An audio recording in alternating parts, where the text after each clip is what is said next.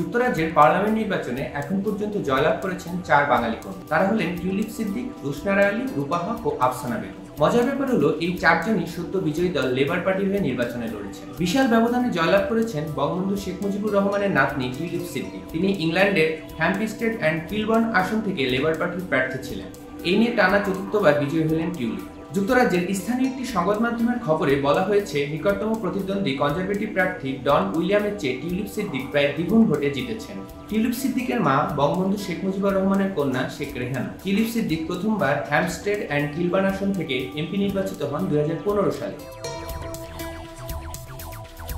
British সরকারের website থেকে জানা গেছে, রুশনারা আলী এবারের নির্বাচনেও জয়লাভ করেছেন। তার বিপরীতে থাকা 9 জন প্রতিদ্বন্দ্বীকে হারিয়ে লন্ডনের বাংলাদেশি অধ্যুষিত টাওয়ার হ্যামলেটসের বেথনাল গ্রিন অ্যান্ড বো আসন থেকে জয়লাভ করেন রুশনারা। এই 9 প্রতিদ্বন্দ্বীর একজন আবার বাংলাদেশি নারী রুবিনা খান। যুক্তরাজ্যের পার্লামেন্টে প্রথম বাংলাদেশি বংশোদ্ভূত এমপি রুশনারা আলী। 2010 থেকে আন্তর্জাতিক উন্নয়ন বিষয়ক ছায়ামন্ত্রী হিসাবে দায়িত্ব পালন করেছেন রুশনারা। 2013 সালের অক্টোবরে তিনি ছায়া শিক্ষা প্রতিমন্ত্রী নিযুক্ত হন।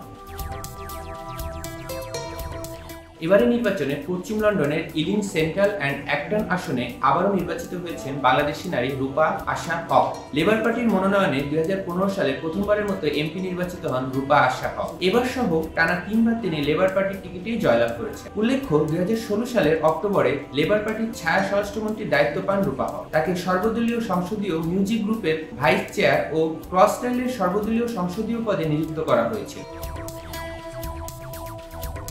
এদিকে পূর্ব লন্ডনের পপুলার অ্যান্ড লাইমহাউস আসন থেকে লেবার পার্টির মনোনয়নে এবারে নির্বাচনে জয়লাভ করেছেন আফসানা বেগম। জয়ের পর প্রতিক্রিয়া ব্যক্ত করতে গিয়ে সামাজিক যোগাযোগ মাধ্যম এক্সে তিনি বলেন, পুনর্নির্বাচিত হতে পেরে আমি আনন্দিত। তিনি আরও বলেন, গাজায় যুদ্ধবিরতির আহ্বান হোক বা কঠোরপন্থার বিরোধিতা হোক কিংবা অভিবাসী অধিকারের পক্ষে কথা বলা হোক, আমি প্রতিশ্রুতি দিচ্ছি যে যাই হোক না কেন আমি পপুলার অ্যান্ড লাইমহাউসের জনগণের পক্ষে দাঁড়ান। এর আগে 2019 সালে প্রথমবারের মতো এমপি নির্বাচিত হন আফসানা বেগম। ফিলিস্তিনের গাজায় চলমান ইসরায়েলি অগ্রাসনের প্রতিবাদে ব্রিটিশ পার্লামেন্টে সোচ্চার ভূমিকা পালন করে এবং গাজায় যুদ্ধবিরোধীর পক্ষে ভোট দিয়ে ব্যাপক আলোচনায় আসেন এমপি আফসানা বেগম। লন্ডনের টাওয়ার হ্যামস্টেড এলাকায় আফসানার জন্ম ও বেড়ে ওঠে। বাংলাদেশে তাদের আদি বাড়ি সুনামগঞ্জের জগন্নাথপুর।